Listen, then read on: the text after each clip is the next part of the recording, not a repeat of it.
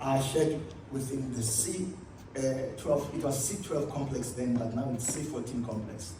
And I remember I introduced it in this venue last year in November.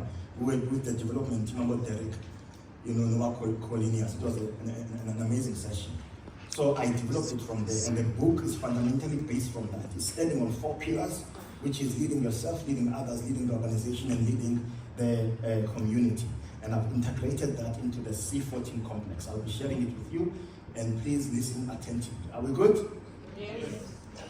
So, the mindset that is required then is for you to be willing to learn. You know, the world that we're living in now does not cater for learners. It is catering for learner. No, it doesn't cater for learned people. Dr. Mo. It is for learners. So people who are continuously hungry for growth and development. That is the world we're living in today. So if you're not a student, if you don't read, if you are not empowering yourself with knowledge, you will remain in the same place. Do anything you can for knowledge. In your salaries, I don't know how many of you take 10% or 1% of your salary and go and buy books. I made it a commitment to be buying books every month. I don't spend less than 4,000 in buying books. You think 4,000 rand is a lot? To me, it is not. In comparison to what I receive from the books.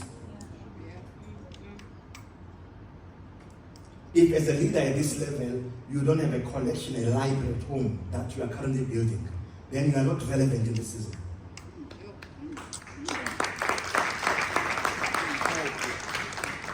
So if as a leader, you don't have a library, you are not relevant. If you are not reading, you are not relevant. My guys will tell you in this place. I said to them, convert your car into an institute.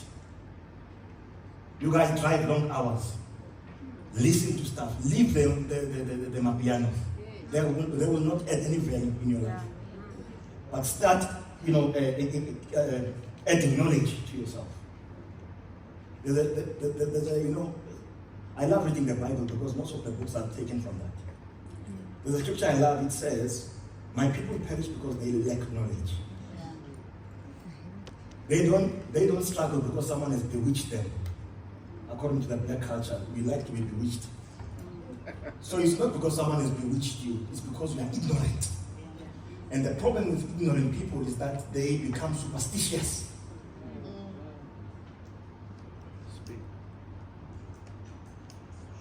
Are we making sense? Yes. Cool. So we need then a new wineskin. So the question then is, have you defined the leadership that is required as far as the revised spec is concerned? There's a new spec at hand. We all have new specs. Have we revised then our leadership template in comparison with the new spec? We're talking about 500 restaurants. Do you have the capability? Or is there something you can add in you that can help you accelerate your level of leadership in doing what you're doing? It's just a question. Because if you don't, then you are in for a high jump. Okay. I'm not good here with presentations, but let me show you the framework of what I want us to talk about. So, hey, don't do that. So please, let's look at this chart. So I'll be speaking from this, and I'll be referring from this. That's if you can take pictures. So we call this the C14 complex. The C14 complex. And it's the heart of the book, Mindful Leadership. This is where we begin. Okay, how do you do this, guys? Clarity. Clarity, I believe clarity is the first pillar of leadership capabilities, of leadership development. Clarity. If as a leader you are not clear about your personal mission statement, then you are not relevant in this season. Because your personal mission will drive what you do in the workplace environment. What is your mission statement? By the show of hands, how many of us have clearly articulated mission statements? By the show of hands. You have a mission statement. Cornelius, Prashant, Mobile. Okay, and the rest of us, we are reactive, and Anthony. The rest of us, we are reactive. If you don't have a mission statement, remember what Dan yesterday said, powerful. He said, if you just shift your mission, you shift your energy. Yeah. So some of you might be wondering, why am I so down? Why am I not motivated? Why am I not inspired? It is because you don't have a compelling mission that drives you in what you do. So it begins at personal levels.